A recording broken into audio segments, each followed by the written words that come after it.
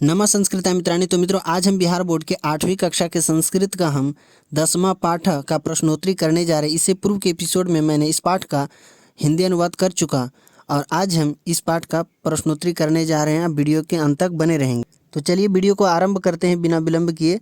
तो इस पाठ का जो पहला प्रश्न है अभ्यास का मौखिक का, अधोलिखितानां पदानां उच्चारणं कुरु। निम्नलिखित पदों का हमें क्या करना है, उच्चारण करना है। आप भी करने का प्रयास करेंगे। देखिए कैसे करते हैं। पृष्ठभूमो पढ़ेंगे इसको। पृष्ठभूमो समक्षम पट्टलेखी हस्तम उत्थाप्य जिज्ञासा चौरहार्यम राजहार्यम भ्रातृभाज्यम सर्वधन प्रधानम किंचिदस्ति विद्या अमृतस्नुते विद्याविहीन इत्यादीनि उद्विग्न अपशब्दानां किशोर्यश्च उक्त्यंच किशोरैरनुशासनं त्याजं कुसंगतिं गुरुनपि समाजस्योपकाराय सर्वकालिकं प्रमुदिताः निर्गच्छति। तो इस प्रकार पहला प्रश्न का आपका सही उच्चारण हो गया। अब आगे है दूसरा प्रश्न है। निम्नलिखितानां पदानां अर्थम वदत्। निम्नलिखित पदों के अर्थ बताना है। कृष्ण पट्टा है, समक्षम मार्जने, हस्तम उत्थाप्य, चौरहार्यम राजहार्यम भ्रातृभाज्यम किंचित।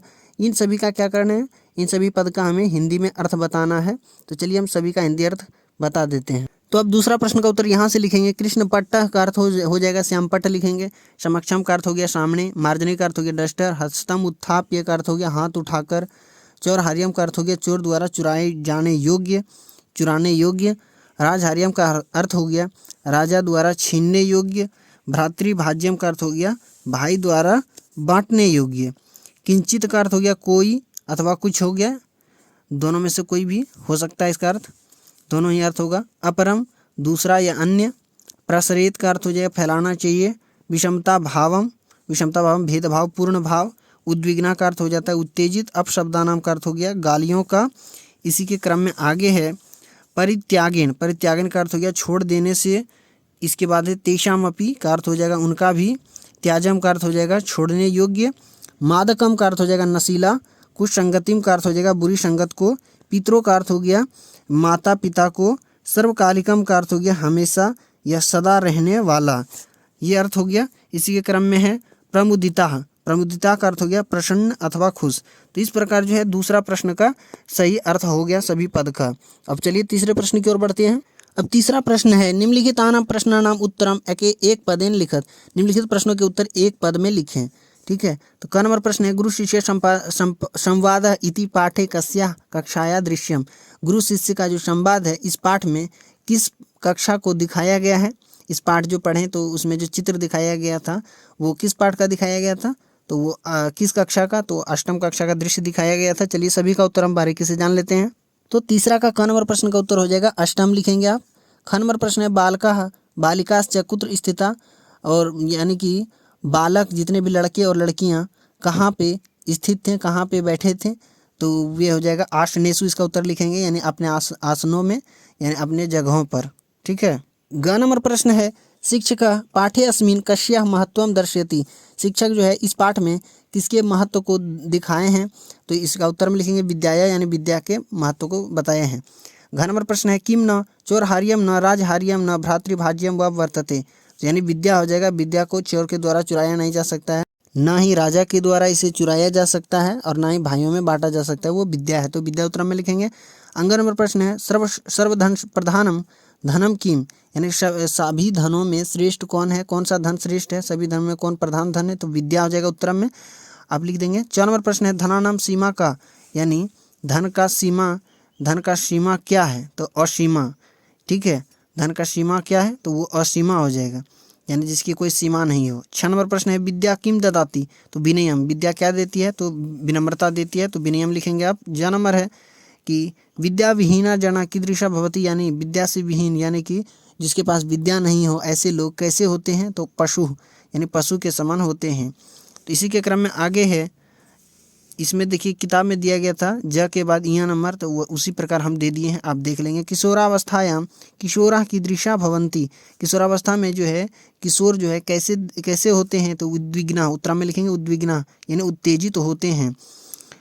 ट नंबर प्रश्न है किशोरे सर्वत्र किम पालनीयम। हमें क्या पालन करना चाहिए सभी जगह किशोरों को, तो इसमें लिखेंगे अनुशासनम, अनुशासन का पालन करना चाहिए।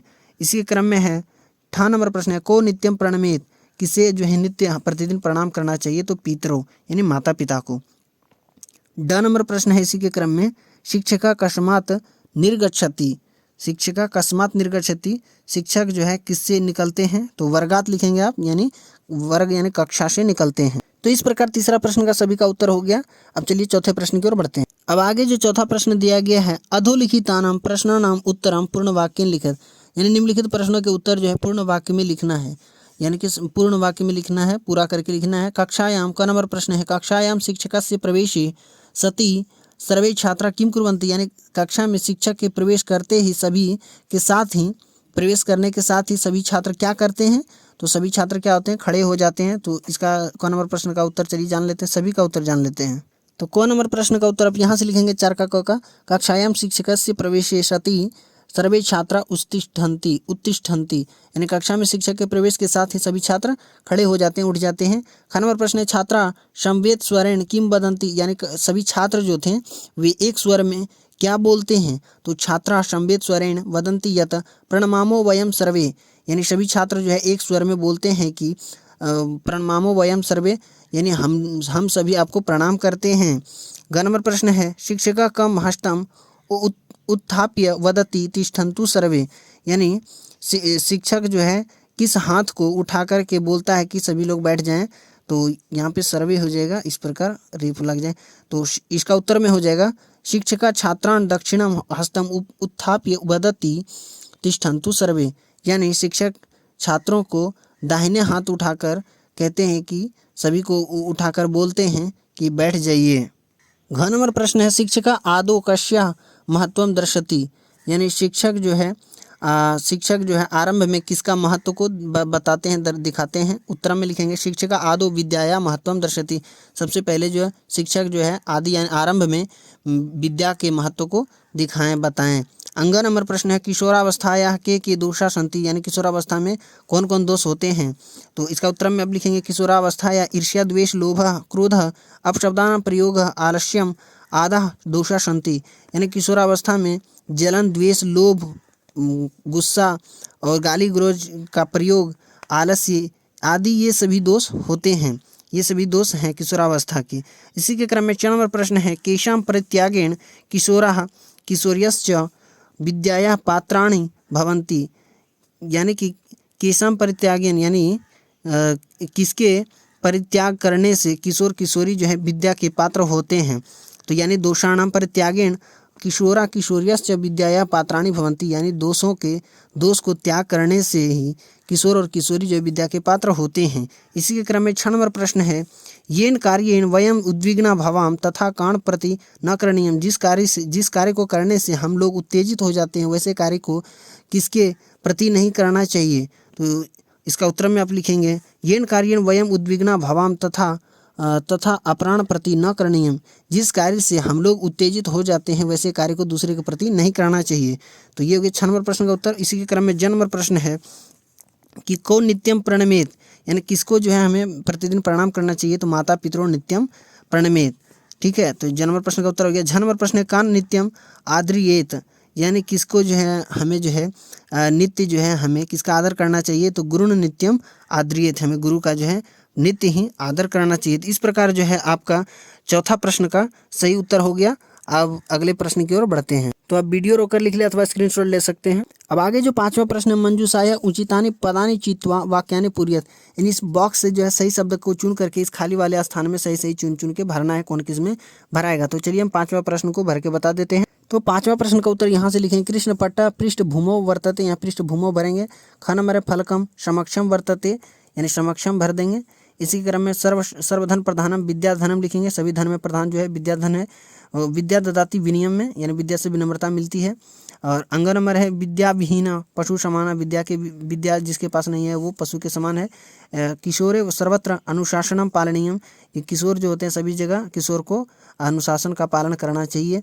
कुसंगति त्याजेत, यानी गलत संगतों का त्याग करना चाहिए। इसी के क्रम में मादकेन द्रव्येण किशोरा उद्विग्ना भवन्ति, यानी ये जो है नशीले पदार्थों से किशोर जो है वो उत्तेजित होते हैं। इसी के क्रम में किशोरावस्थायाम शारीरिकम मानसिकम च परिवर्तनम प्रकृति एव, यानी किशोरावस्था में ये शारीरिक और मानसिक बदलाव होता है, ये प्रकृति की देन है। और कृष्ण पट्टो पृष्ठभूमो आप वर्तते, कृष्ण पट जो श्याम पट जो है वो पीछे थे, पीछे की तरफ थे। और फलकम समक्षम वर्तते, और ये जो फलकम समक्षम वर्तते यानी कि वो जो टेबल थे वो सामने थे। इस प्रकार पांचवा प्रश्न में आप भर देंगे। चलिए अगले प्रश्न की ओर बढ़ते हैं। अब आगे छठा प्रश्न, निम्नलिखित आना पदानाम बहुवचनम लिखत।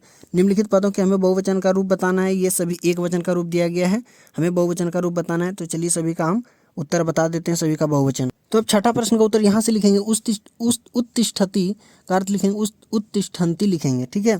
तिष्ठतु का अर्थ लिखेंगे आप तिष्ठन्तु हो जाएगा इसका बहुवचन। इधर बहुवचन का रूप दिया गया, इधर एक वचन का रूप दिया गया है। पाठिष्यति, पाठिष्यति का लिखेंगे पाठिष्यन्ति, ठीक है। इसी के क्रम में कथयिष्यामि का लिखेंगे कथयिष्यामा लिखेंगे, ठीक है। इधर बहुवचन का हो गया। स्मरतु का बहुवचन हो जाएगा स्मरन्तु, वर्तते का बहुवचन वर्तन्ते हो जाएगा।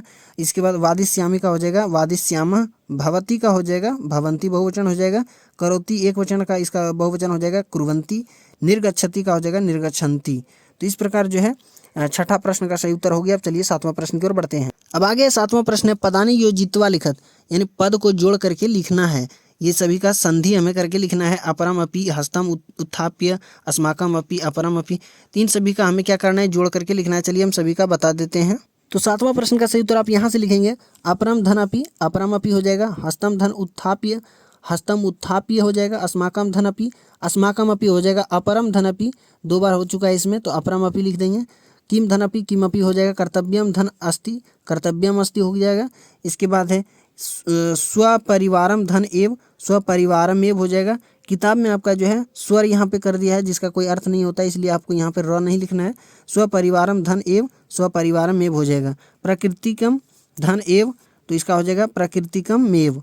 इसी के क्रम में जो है तेषाम धन अपि तेषाम अपि हो जाएगा। गुरुण धन अपि तो हो जाएगा गुरुण अपि। इस प्रकार जो है आपका सातवां प्रश्न का सही उत्तर हो गया। अब चलिए आठवां प्रश्न की ओर बढ़ते हैं।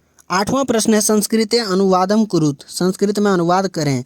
यानी कि सभी जो है हिंदी में दिया गया है, इन सभी का क्या करना है, संस्कृत में अनुवाद करना है। जैसे क नंबर है, आज क्या पढ़ाएंगे, तो इसका क्या करना है, संस्कृत में अनुवाद करना है। आरंभ में विद्या का महत्व कहूँगा, तो इन सभी का हमें क्या करना है, संस्कृत में अनुवाद करना है।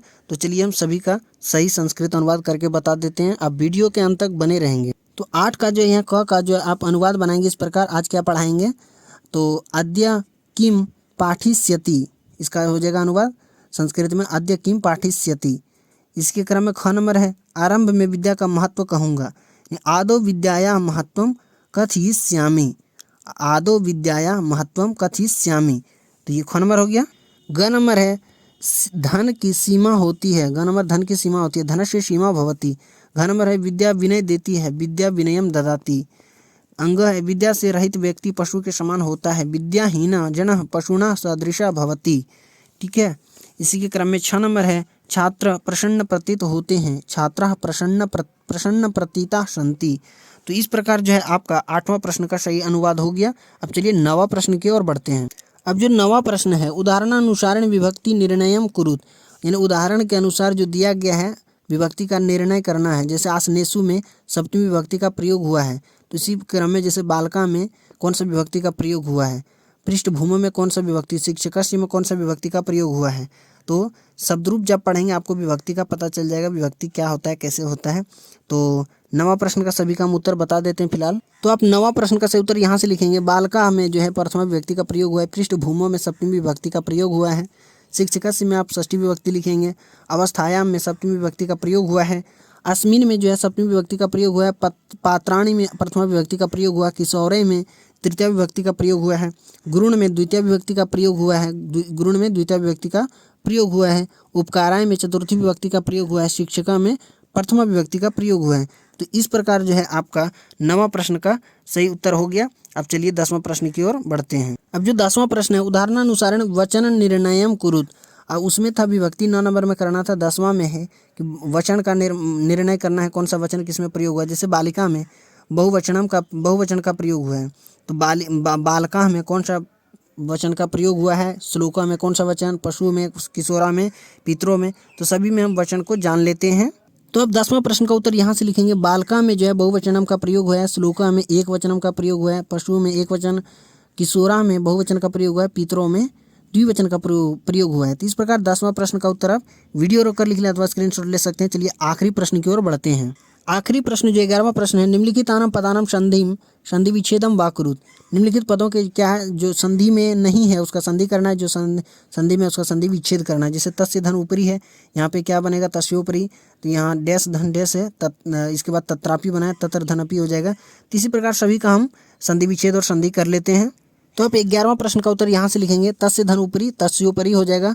जहाँ जहाँ पे मैंने लाल कलम से लिखा है वहाँ पे खाली स्थान था, खाली स्थान में मैंने भर दिया है। तस्य धनुपरि तस्योपरि तत्र धनपि तत्रापि यत धनपि यद्यपि हो जाएगा। यद्यपि आप नहीं भरेंगे, यहाँ पे ध्यान देंगे। उत धन विघ्न उद्विग्ना भरेंगे। किशोर धन अवस्था किशोरावस्था, किंचित धन अस्ति किंचित अस्ति हो जाएगा। किशोरे धन अनुशासनम किशोरानुशासनम, निधन गच्छति निर्गच्छति। तो 11वां प्रश्न का सही उत्तर हो गया। तो इस प्रकार इस पाठ की समाप्ति यहाँ पे हो जाती है, इसका प्रश्नोत्तरी हो गया। अब मिलते हैं अगले एपिसोड में। और हाँ, आप कमेंट बॉक्स में ज़रूर बताएंगे हमारे पढ़ाने का तरीका आप लोगों को कैसा लगता है।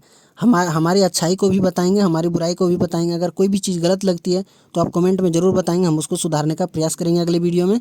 और इस वीडियो में इतना ही, मिलते हैं अगले वीडियो में, तब तक के लिए बहुत बहुत धन्यवाद।